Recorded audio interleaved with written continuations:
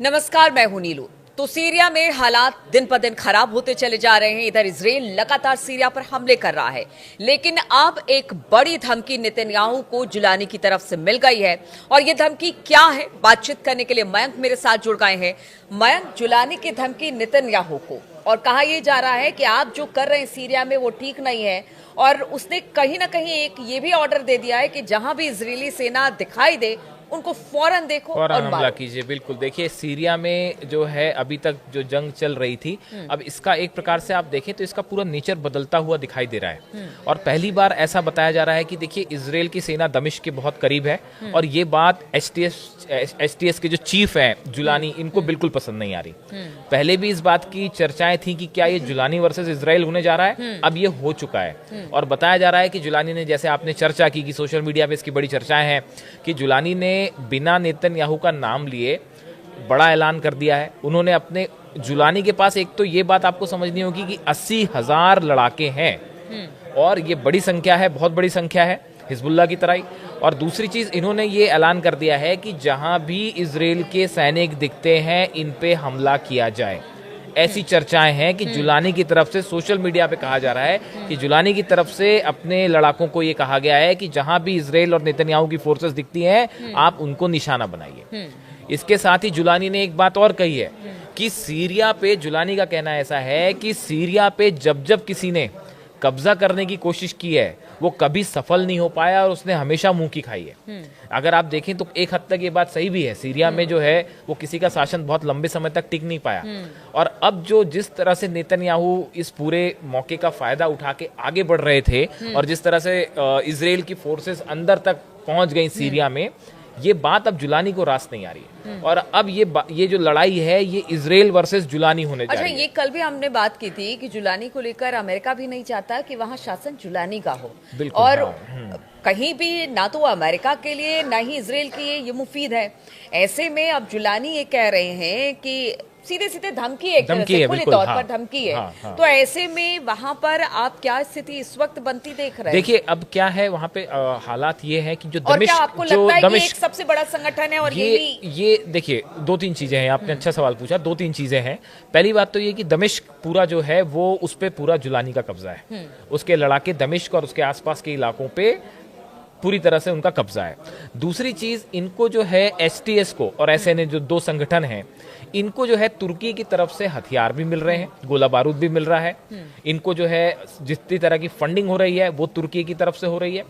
इन हालात में एक तरफ तो बशर अल असद की सेना के जो हथियार थे, जिसकी हमने चर्चा की थी कि एक टनल मिली है, उसमें मिसाइल्स भी हैं, तो वो सब जो चीजें मिल रही हैं, जो टैंक्स मिले हैं, जो गोला बारूद मिला है बशर अल असद की सेना से, उस पे तो जुलानी कब्जा कर ही चुके हैं, वो उनके पास आ ही चुके हैं। चर्चा है केमिकल वेपन्स की भी थी कि जो केमिकल वेपन्स हैं क्या ये जुलानी के हाथ लग गए हैं। सच कोई नहीं जानता क्या है, लेकिन अमेरिका भी इस बात को लेकर सतर्क है और इजराइल भी है।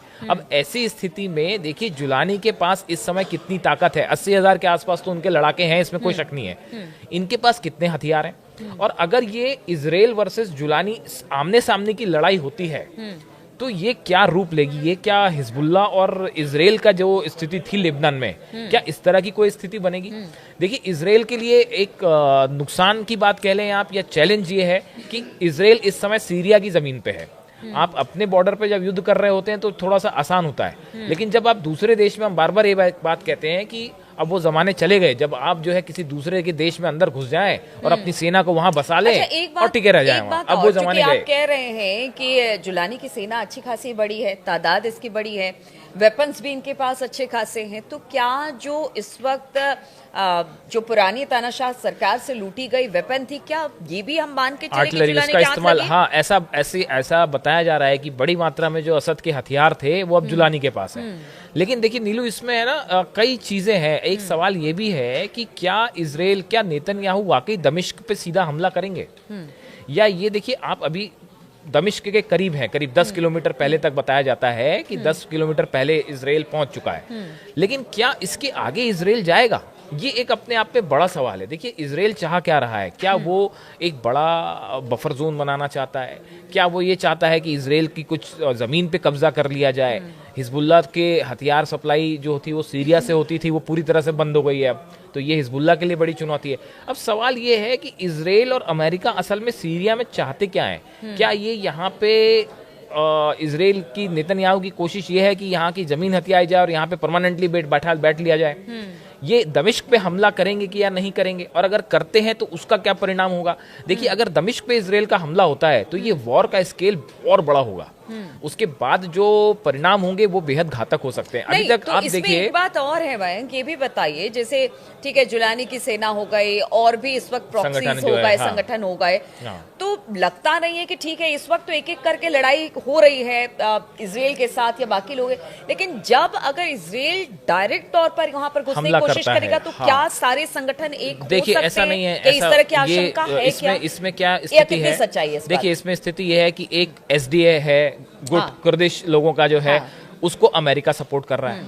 एचटीएस और एसएनए को तुर्की सपोर्ट कर रहा है। मुश्किल है। ये देखिए, ये ऐसा लगता है कि सीरिया कई भागों में डिवाइड हो चुका है और हर एरिया में एक पर्टिकुलर संगठन जो है वो लीड बनाए हुए है। तो ये बड़ी अजीब सी स्थिति है जिसमें सीरिया कई हिस्सों में बंट गया है। अब ऐसी स्थिति में अगर नेतन्याहू दमिश्क पे हमला करते हैं या इजराइल की फोर्सेस और आगे बढ़ती हैं, तो फिर ये युद्ध क्या रूप लेता है? क्या रूस का इसमें कुछ फिर से होगा? देखिए, रूस की सेना बताया जा रहा है कि सीरिया से हट गई है कई इलाकों से। क्या रूस इसमें फिर से इंटरफेयर करेगा? क्या ईरान फिर से इंटरफेयर करेगा? क्या इनको ये बात मंजूर होगी कि क्या ऐसा हो सकता है कि सबको एक साथ लाने की, एक मंच पे लाने की कोशिश? ये अब ये साफ नहीं है। देखिए, क्योंकि एचटीएस की तरफ से जुलानी भी अब ये सीधा नेतन्याहू का नाम नहीं ले रहे। अमेरिका भी जो है वो जुलानी का नाम लेके सीधे हमले नहीं कर रहा।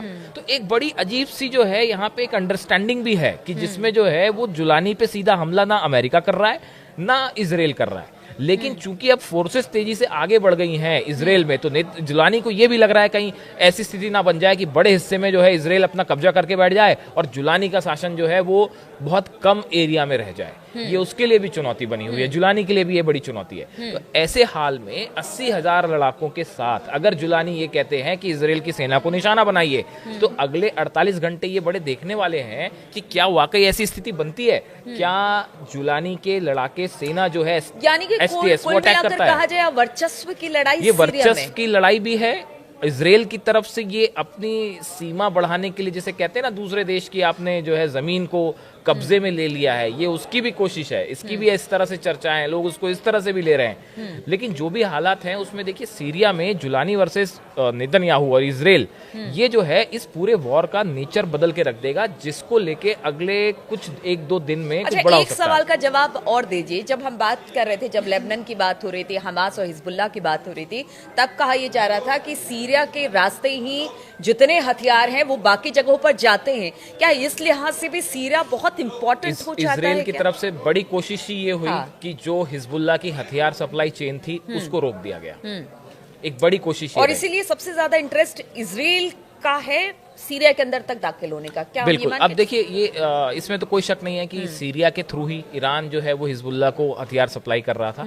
ये चैनल अब बंद है, इसमें कोई शक नहीं है। अब अगर हिजबुल्लाह को अपने हथियार कहीं से जमाने हैं, जुगाड़ने हैं, तो उसके लिए उनको एक नया चैनल खोजना पड़ेगा, एक नया रास्ता खोजना पड़ेगा। और ये अभी ईरान भी देखिए, आप इस पूरे मामले में ईरान भी अभी थोड़े सधे हुए तरीके से आगे बढ़ रहा है। तो ईरान का क्या रुख होता है, हिजबुल्लाह आगे क्या कदम बढ़ाता है, कैसे मजबूत होने की कोशिश करता है, और इस पूरे इलाके में जुलानी वर्सेस नेतन्याहू, अगर ये इजराइल की सेना का अगर युद्ध होता है सीधा, तो क्या होगा, ये थोड़ा देखने वाली बात।